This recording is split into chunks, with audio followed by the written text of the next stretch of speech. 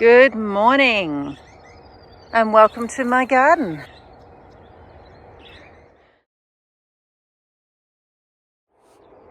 So in this contour 1 bed, you can see I've got some chilli. They are long ones. I wish I knew what they were called. I think these little ones are bird's eye and they're a red when they're ripe. This chilli, I think it's a different one again. The red ones we have over there, the little ones, they hang down. But these red ones, they stand up. Anyone have any idea what they're called?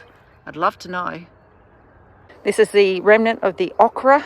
This is my Burgundy Okra. It looks like it's got one fruit there and one here, and I'm going to call it done. This arrowroot would be great here in summer as it's facing southwest, but here in winter, I think we need to reduce it. Actually wondering if I'll need to remove the arrowroot permanently from this location, as it may be too close to that nectarine. My papaya's first sign of mould. Welcome to winter.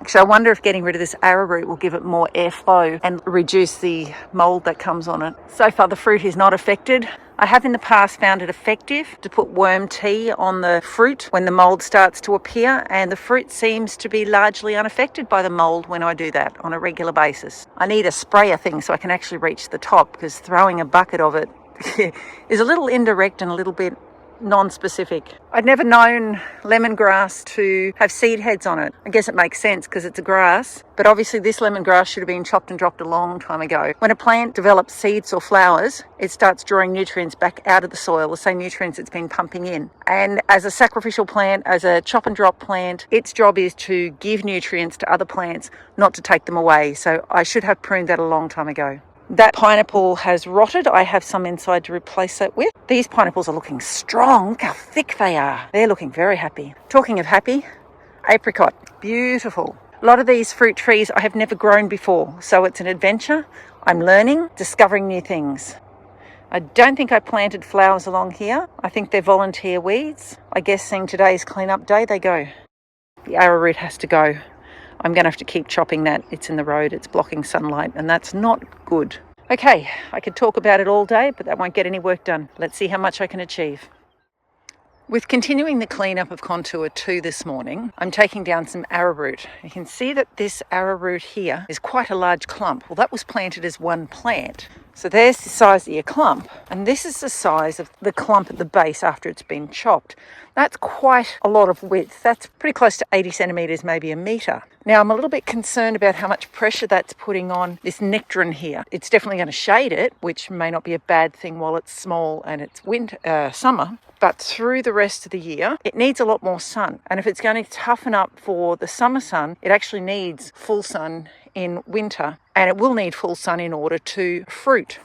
So first step will be to reduce the size of this arrowroot clump so I can easily chop out over here. But I've of the understanding that the roots of a nectarine are pretty delicate, and if I'm going to have to chop this out all the time, I may be causing problems for the nectarine. I may be weakening it by damaging its roots. The arrowroot may be weakening it by giving it too much shade. So I'm going to have to rethink where I grow my arrowroot on this bed, which is such a shame because it's beautiful, so lush and tall, and well, that one's a bit overgrown and a bit uncared for because that one has not had a chop. But these have had a couple of chops and they've grown into very lush clumps, and it's beautiful and I love it. It feels so lovely to walk beside it. But I think in this case, arrowroot cannot be at the end of this bed near this nectarine. It's going to cause problems. As I'm cleaning up this garden bed and getting control of the mess that it was, I'm aware that as I clean out, for example, this swale and all the weeds that are in it, I'm taking away the homes of some animals. This little frog that I found, well, that I disturbed when I pulled out the weeds along this part of the swale. And I guess I'm reminded that part of the benefit of a chop and drop row is that there is always going to be habitat for animals to live in the garden. While I might clean out that swale and they can't live there anymore, I'm always going to have this pile of mulch here with varying degrees of decomposition. And between the chop and drop trees, I'm pretty confident that there's always going to be a level of other weeds that are growing here because I don't need to remove them. So I'm thankful that this strategy of gardening with a chop and drop row will continue to provide habitat for the animals that are small but very important to the garden.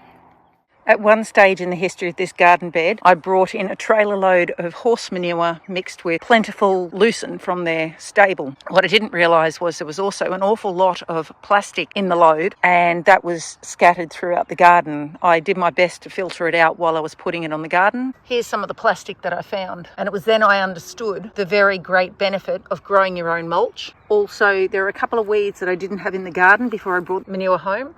That wasn't in my garden, and neither was that. So the benefit of growing your own mulch is great. Thus my chop and drop row, syntropic style.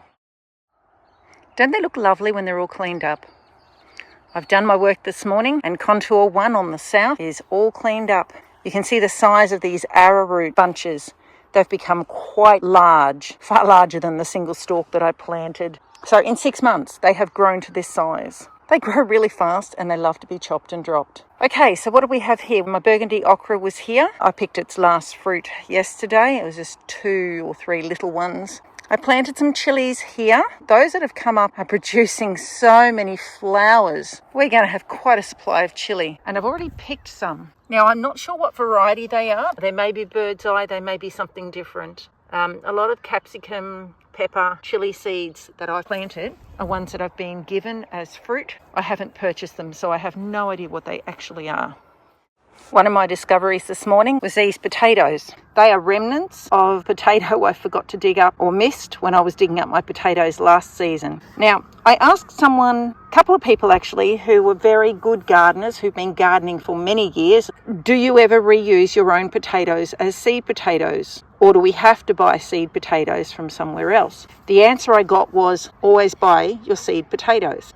And I think this is the reason. When you harvest your own potatoes, you then have to store it for a number of months before it is again time to plant them. And during that time, there are lots of insects that find home in the potatoes and that enjoy eating them. The result is you're going to be planting potatoes that are highly likely to have insects in them, and then you're going to be putting those insects back in the garden, and you're highly likely to end up with a pest problem that you can't deal with because you've reintroduced the pest that was in that same spot. I guess crop rotation could help that not be a problem, but it is a problem. This one also came out of the ground when I picked it. It looks perfect. So we'll be eating this one, but I'm not sure that there's much of those we can eat.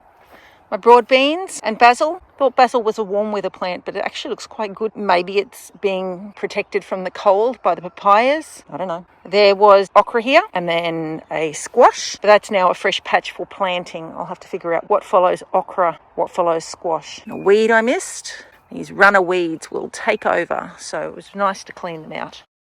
I wonder if this bed is a bit starved for nutrients. I did put horse manure and mushroom compost on this bed when I first started it. So it's had some, but that was more than 6 months ago. I wonder if that's responsible for the slow growth of the broad beans. I'm going to have to get some compost here, some manure. It's one of the reasons I want to change how my Chook pen operates. While in suburbia, I had a Chook pen that was my weed and feed machine that moved along the garden, and it would fertilise that section, and then I'd put it on another section of the garden and it would fertilise that. That worked great in suburbia. It does not work here, and it does not work with me having fruit trees down the centre of my vegetable garden. The other thing about moving a Chook pen around is I have no fresh supply of manure to put on the garden because it's all pushed into the ground. So I'm going to change the way I do things so I have a good supply of manure available to me. This chili has been growing beautifully. There's a branch that was snapped, so I'll harvest those. But there's the fruit, and it does turn red. And you can see I've also picked a few of those this morning. So I have 2 different types of chili plant here. This one came from friends at Caloundra. It's doing so well. And I chopped it back at the end of season, and it's grown back bigger than it was when I got it. They tell me that chili and capsicum plants cross-pollinate really easily, and they don't always turn out like the parent plant. I'm wondering if that'll happen with this bed. I cleaned up along the back of my chop and drop row where I have an elderberry planted every 2 metres, a native plant every 2 metres, and then I have pigeon pea every metre along here. So these will become my source of chop and drop in the years to come when they grow bigger. Currently, I use the arrowroot and lemongrass for chop and drop, but the arrowroot has been smothering the fruit trees. I guess the logical conclusion for that is that I need to prune the arrowroot more often and it wouldn't complain. But I'm thinking I might end up having to remove it from these beds as the fruit trees get larger. Okay, so it's all cleaned up. It's all productive. Look at a huge pile of mulch. So fantastic. And that will be putting nutrients in the ground. That'll be keeping it warm as it gets to winter. It's the 1st of June today, the first day of winter. It'll be keeping it moist.